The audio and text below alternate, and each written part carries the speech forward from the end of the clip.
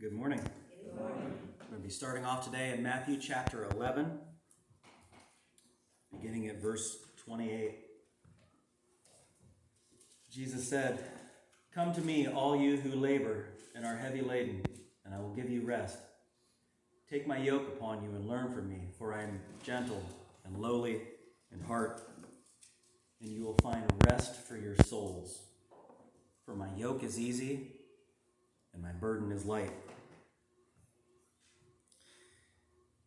Now, I've preached from this passage several times. We've studied it in Bible studies. And it's an encouraging passage when we're at times in our life where we feel like we just need a break, where we feel like we just need some rest. I mean, how many people in here are retired?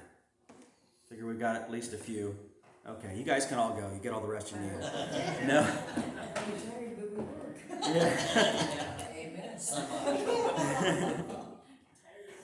Yeah. I mean, Retired, that means tired the second time. yeah. You're tired again. I bet you're still busy, aren't you? I bet you still have things you have to do, things you still have to plan, things you still have to worry about. How often do you really feel relaxed and at peace? And you know, this doesn't really apply anyways, because he's not just talking about a physical rest. He's saying rest for your souls. And let me tell you something. I would rather be physically exhausted than mentally and spiritually drained any day of the week. It takes its toll on you. And there's a lot of ways that we can feel that way. There's a lot of things that can make us feel that way. There's a lot of things that we can get wrapped up in and get to a point where we feel that way, that our souls just need rest. Like maybe we've been relaxing and kicking back for a solid week, but we're just because we're so overwhelmed internally with things. You know, your body can be completely at rest, but your soul exhausted. And sometimes that can be because maybe it's our souls that do the most running, or maybe it's just our souls that we give the least rest. Maybe it's internally that we need a break more than externally. Maybe we need internal rest. You know, we are not bodies. I am not this body. We're souls. We have a body. It's a vessel. It's a vehicle. But at our core, we're souls. So how can a soul get tired? We think of tiredness, we think of when our bodies are worn down and it's time to sleep. But how can your soul get tired? And obviously it can, because Jesus just said we need rest for it. He said we need to come to him for a rest for it, rest for our souls. So obviously our souls can get tired. How does that happen? I'm going to go to a passage that might not seem to have anything to do with that. 2 Kings 17:15b. They worshipped worthless idols, speaking of Israel, they worshipped worthless idols and became worthless themselves. The Lord had told the Israelites not to do the things that the foreign nations around them were doing, but Israel became just like them. And the point of this passage is we become like what we worship. We become like what gets the most of our attention. We become like whatever our focus is. You know how a lot of couples that have been together for years and years and years, they start getting pretty similar to each other. They start to act the same way. They start to get some of the same mannerisms. And maybe that's because they get a lot of each other's attention and they start to become like them. You know, we're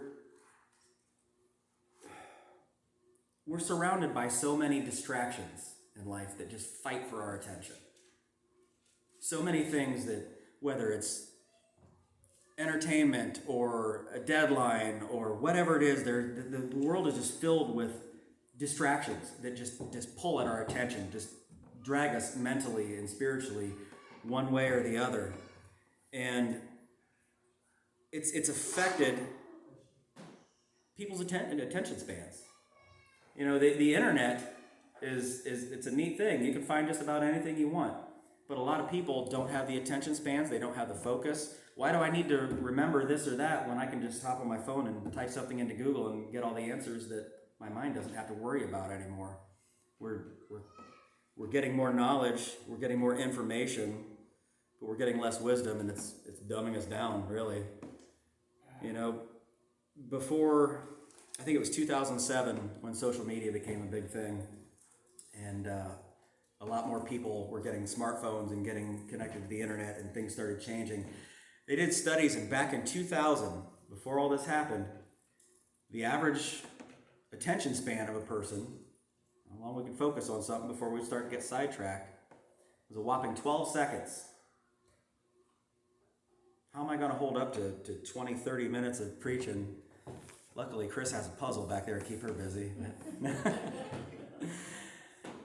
But our attention span, back in 2000, the average attention span was 12 seconds. And today, it's about 8 seconds. Now, it doesn't sound like that big of a difference, but we've lost a third of our attention span. Try to get somebody to read a book or a long article or watch a long video of something. If it can't be finished in 30 seconds on a swipe through Facebook, even that's a stretch sometimes because we don't have the attention spans we used to. Just give a little perspective on that. Our 8-second attention spans are less than the 9 seconds of attention span that a goldfish has. We literally have shorter attention spans than goldfish. So what happens then when people are, like a lot of society is, when people are fully immersed in distractions, fully immersed in movies and TV and music and sports and just entertainment, things that we're surrounded by, things that we do when we rest. Let's kick back and watch something or whatever it may be. When we spend most of our time immersed in things like that, and they're the kinds of things that overwhelmingly glorify sinful lifestyles and mock God. Watch 2 or 3 episodes of anything on TV and see if that's not the case. If we become like what we worship or what we give the most of our attention to, what might we become like if those are the kinds of things that get all our attention? What might that make us like? Think that's a coincidence? That if we're immersed in things, we start to become like them, and the things that we're led to be immersed in are ungodly? I don't think that's a coincidence at all. Man, but it's fun, isn't it? You have the funniest movie in the world, and people will watch it because it's funny, and ignore the garbage that's in it that's also affecting them. You know, people can be mentally and spiritually depleted when they're just immersed in distraction all the time. And we're surrounded by things that just constantly want to distract us, constantly try to steal our attention. So we need to be careful what gets our attention. Whether we realize it or not, whether it's intentional or not, we're worshiping what we give the most attention. So what are we giving the most of our attention to? What will we become like ourselves? Or what could we become like? There's an author named John Mark Comer, and he writes, research shows the average guy, by the time he turns 21, spends 10,000 hours playing video games. And that sounds insane, but I did the math and I can kind of believe it because I spent a lot more time with my buddy Mario than I probably should have when I was little. And you know how not right I am, so it's obviously having an impact. 10,000 hours. He says in 10,000 hours you could master any craft or become an expert in any field. From Sumerian archaeology to Olympic water polo, you could get your bachelor's degree and your master's degree in that time. You could memorize the entire New Testament. And it goes on to say, or you could get to level 4 of Call of Duty. What gets our attention? They worshiped worthless things and they became like what they were worshiping. What gets our attention? What might we become like? What if we gave our attention to Jesus? Might we become like him? Might we become more like him? See, God doesn't want our worship because he's some narcissist. He wants our worship because he wants us to become more like him. You know, we were made in his image. We are made in his image. It's time we reflect that. Let's be a reflection of Jesus and not worthless idols. I can get on TikTok and memorize some stupid dance that half the kids in the world are doing, and it's going to do nothing for me. It's going to do nothing for my soul. It's going to do nothing for my mind. Or I can give my attention where it matters. I can give my attention to things that are good and pure. That's why Paul writes that we need to dwell on things that are good and holy and pure. Jesus talks about abiding in him. The Bible talks about not abiding in evil things. It's because when we dwell on, when we abide in, when we focus our attention on things, is when they have the most impact on us. You know, I was reading, can't remember who it was, long time ago guy. I want to say it was Augustine, but I can't remember for sure, to be honest with you. But basically he was talking about how we don't need to feel guilty about fleeting sinful thoughts, because we never know what's going to pop into our head, but we make the choice whether we're going to dwell on them.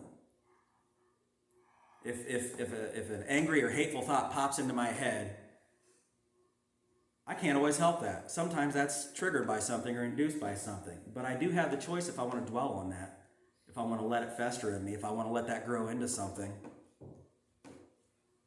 So we need to be careful in what we're dwelling in, what we're surrounding ourselves in, what is impressing itself on us. We need to be a reflection of Jesus.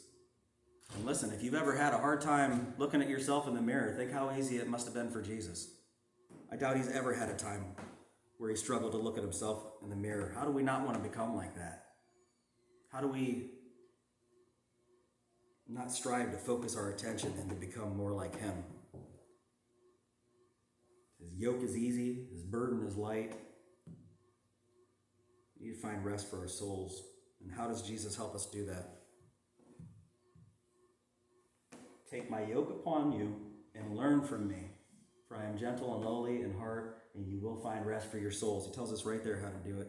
We need to take his yoke upon us, and we need to learn from it. What's a yoke?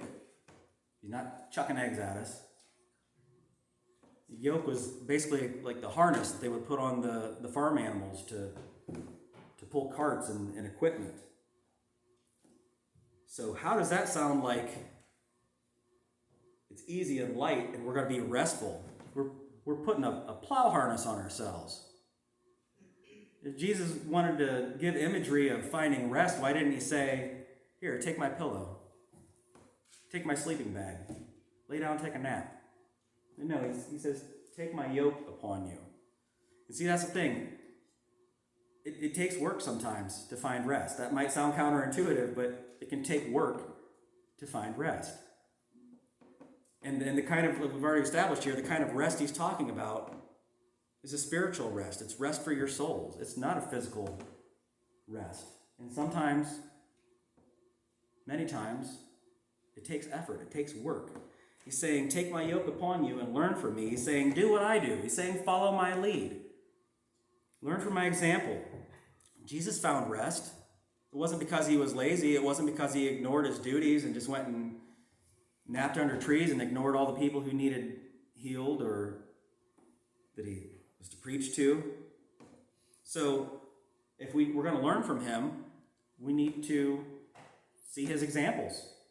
And there are a lot of examples from Scripture that we can look to where Jesus is seeking solitude and finding rest.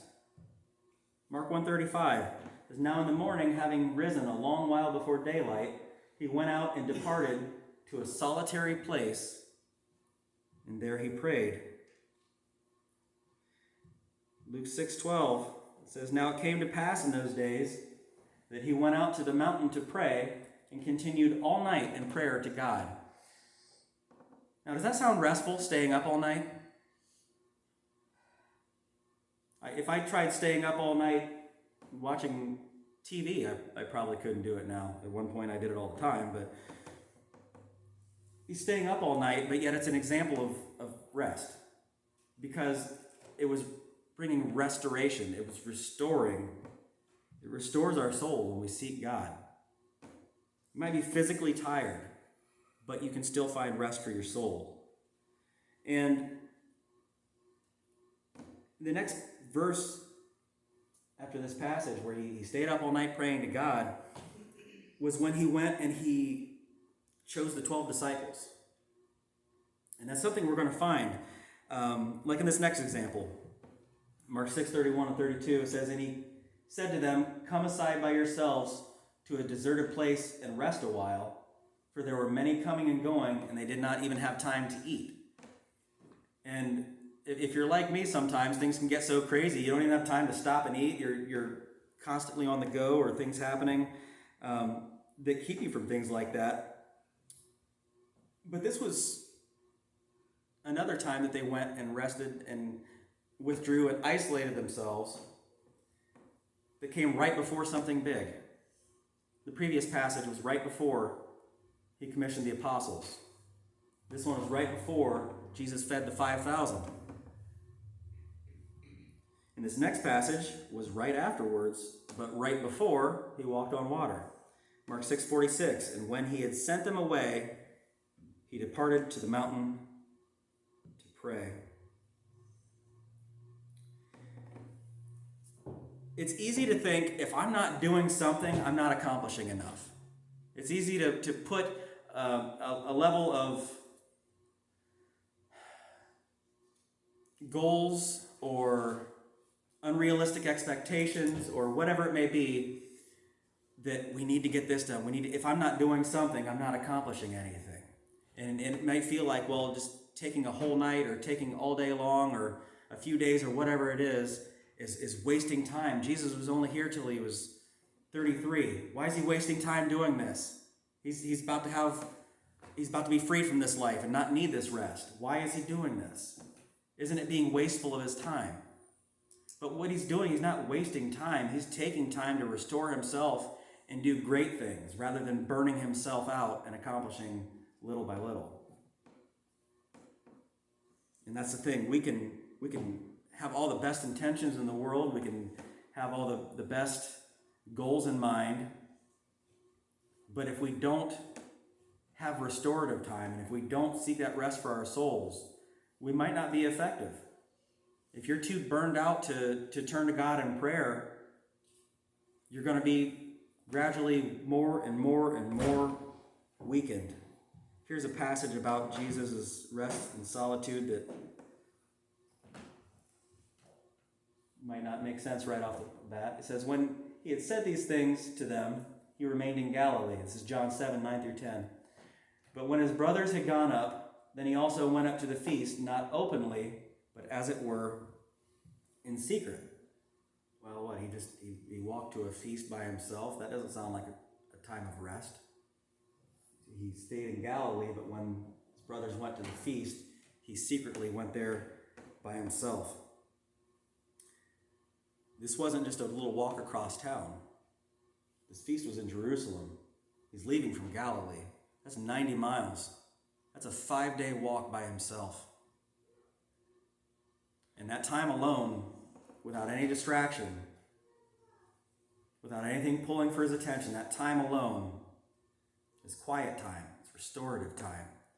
How many times does God speak to us in that quiet little voice? And if we're surrounded by noise and surrounding ourselves by noise, is it harder to hear it? he had about 5 days in solitude on this walk. And he needed it because he was about to get put through the ringer by accusations and doubters and a lot of stressful time.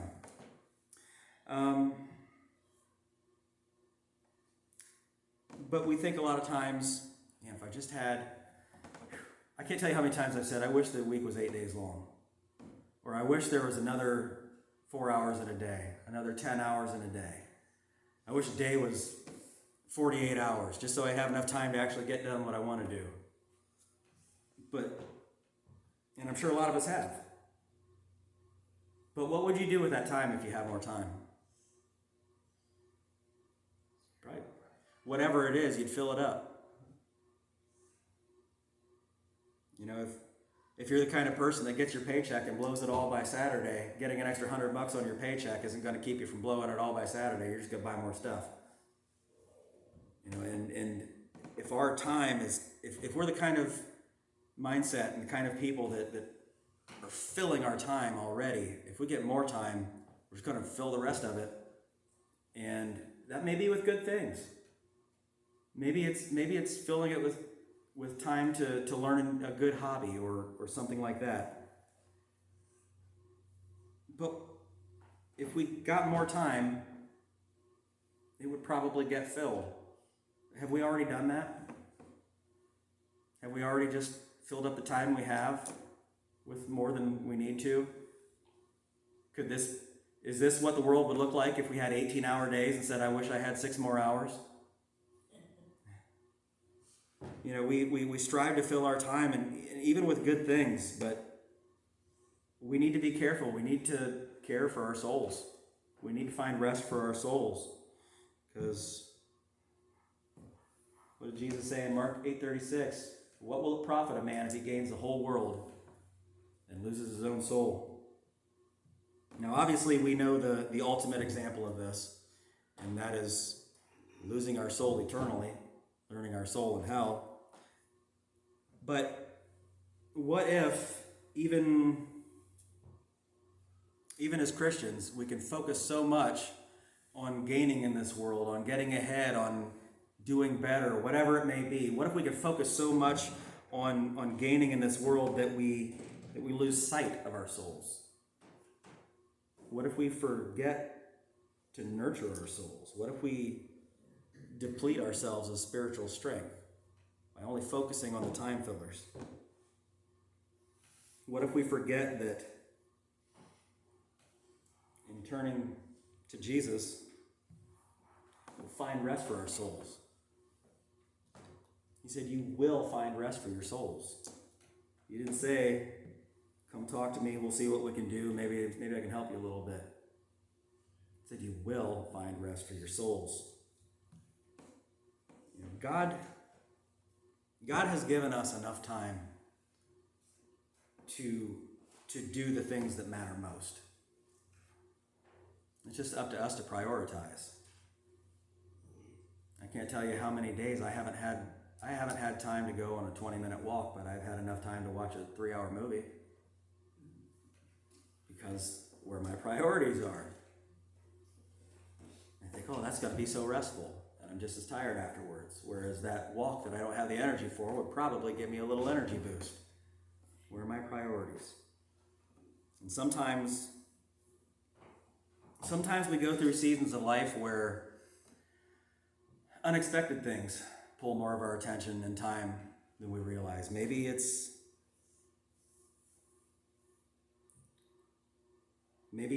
a time where we have to rush and look for a new job. Maybe it's a time where we start having health problems and we need to spend a lot of time at the doctors. Not all shortage of time is because it's being wasted. We go through periods where there are things that pull for our time and attention that are important and necessary. And it's often during those times that we prove what really matters most to us. Because there's so many things in the world that we think are absolutely necessary. I can't put this off. I've got this deadline. I've got this project. This cannot wait. But when the things that matter most come along and we can drop that like a rock, that thing that was so necessary it couldn't wait a moment, we see where our priorities really lie. You know, when we take care of that loved one in poor health, we see. When we have to take a break to take care of ourselves in poor health, we see. My health is more important than whatever that goal was. Or maybe when that light bulb comes on and we realize that our souls are in poor health, and we decide it's time to turn to Jesus for that healing and for that rest for them. For that healing, for that easy yoke, that light burden, that peace that only comes from God. It's at times like that we really start to understand that all those self-imposed deadlines, or those projects, or those vacations, or that favorite TV show that you can't miss your next episode of, or the dishes, or the laundry, or the lawnmower can wait. We see where our priorities are. We see where our focus needs to be, where our priorities should be.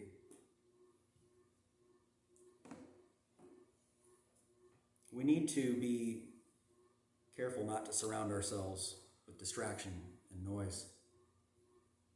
That's one of Satan's greatest weapons. It's keeping us too distracted to put our focus where it belongs. And maybe we're afraid sometimes. Maybe we're afraid that if we are too quiet, we might start hearing what's inside. We might start learning who we really are. I like this TV show called Alone, and these guys go out into the wilderness, and there's like a dozen of them, and they all have to survive alone, just in the wild. They get to take a few things with them, and they build shelter and things like that.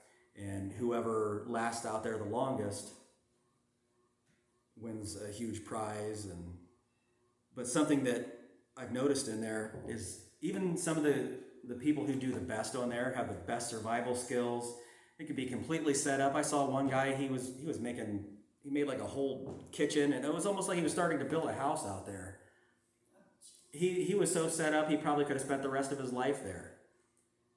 But that quiet time, you start noticing in a lot of these people, they spend a lot of it thinking and reflecting on what really matters most. And there are people who really needed the prize money, or were really good and could have done it, and they just had these realizations of what mattered most, and all they cared about was getting back to their families, or getting back and spending time with their kids, or being with their wives or husbands. If we get away from the noise and distraction, we might start to learn more about who we really are, and maybe what God's trying to say to us. We might begin to understand the reality of our spiritual health, or the lack thereof. Don't you think we need that? I want to know if there's something wrong in here. I want to know. You know, it's never fun to throw up, but it does a great job of letting us know when we're sick. It does a great job of letting us know when maybe we need healing or medicine. You know, sometimes we got to feel pain to know that something's broken.